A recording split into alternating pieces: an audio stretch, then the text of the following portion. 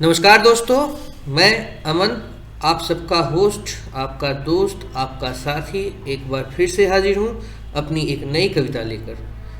पिछले हफ्ते मैंने एक कविता डाली थी जो कि तत्कालीन सरकार के ऊपर एक व्यंग था।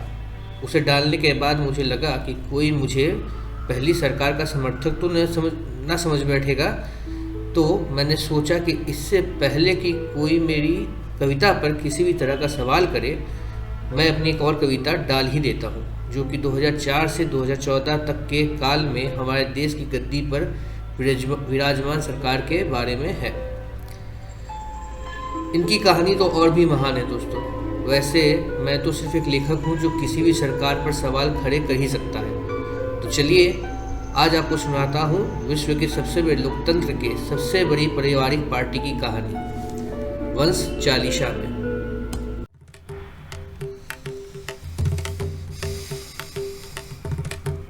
47 में पड़ गई एक पीढ़ी की नींव, नाम लिया उधार में करने सीधी रीढ़। आजादी तो आई थी बस उनके ही द्वार, कुर्सी पर काबिज रहे वर्षों तक कई बार। पीढ़ी तक चलती रही बस इनकी ही दरबार, नवरत्न बनने वालों की लंबी थी कतार। चापलूस थे भरे पड़े बादल से घनघोर, जहां तहां दिख जाते थे देखो जिस भी ओर।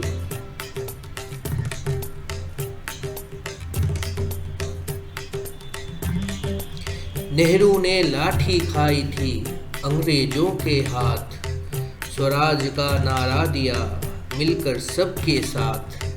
स्वतंत्रता जगा गई सबके मन में आस, हाथ जोड़ के जा पहुंचे तब वो बापू के पास।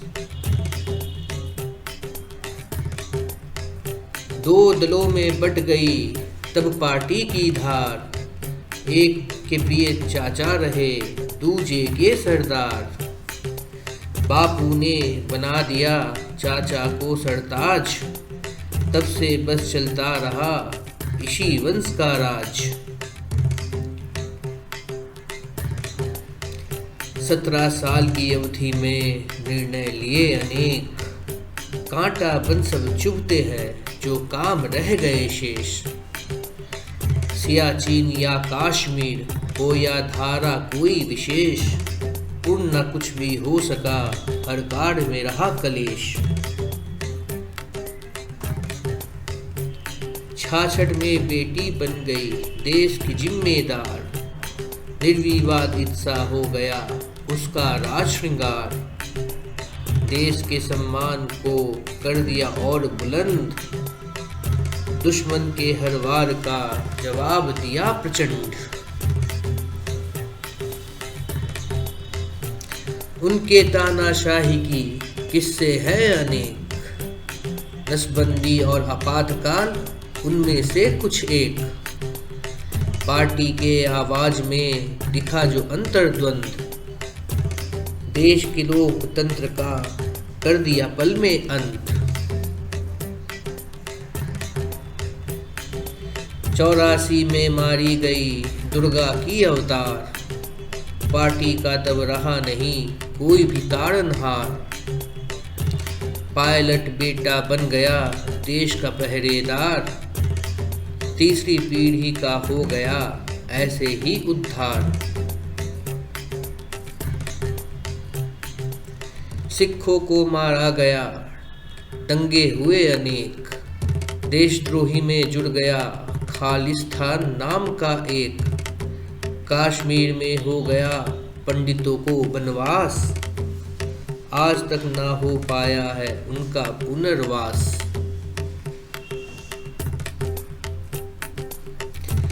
नाती भी मारा गया हो गया बम विस्फोट, दया भाव में दे दिया फिर देश ने उनको वोट। बहू बनकर जो आई थी दूर था उसका देश, पार्टी के नेताओं को अब देने लगी आदेश। पर्दे के पीछे रहकर करती थी सारा काम, कभी किसी भी कांड में न आया उसका नाम। हर कोई करता रहा बस उसका ही गुणगान, सबको मिलता रहता था बड़े पद का इनाम। चौथे पीढ़ी से सबको थी बड़ी उम्मीद, पार्टी जब परिवार हो तब यही होती है रीत। सब मिलकर भरते रहे उसमें पूरा जोश, उसको अपने कर्म का तनिक न रहा ना होश।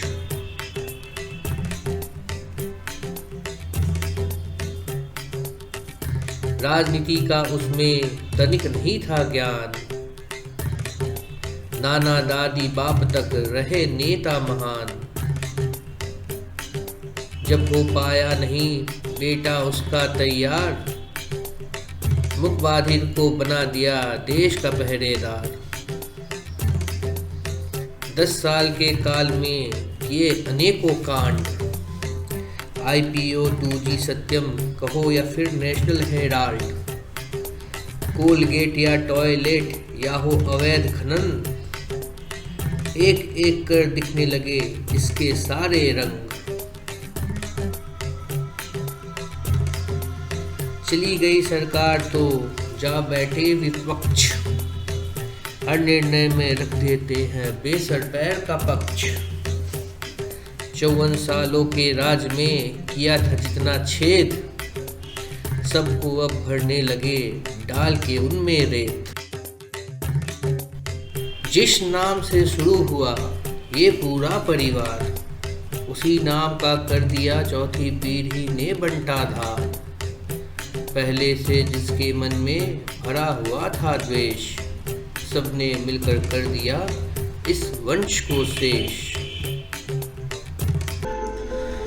तो अगर आप लोगों को मेरी ये कविता पसंद आई हो तो इसे लाइक करें, ज़्यादा से ज़्यादा शेयर करें, कमेंट करें, और अगर मेरे चैनल को आप लोगों ने सब्सक्राइब नहीं किया है तो मेरे चैनल को सब्सक्राइब जरूर करें।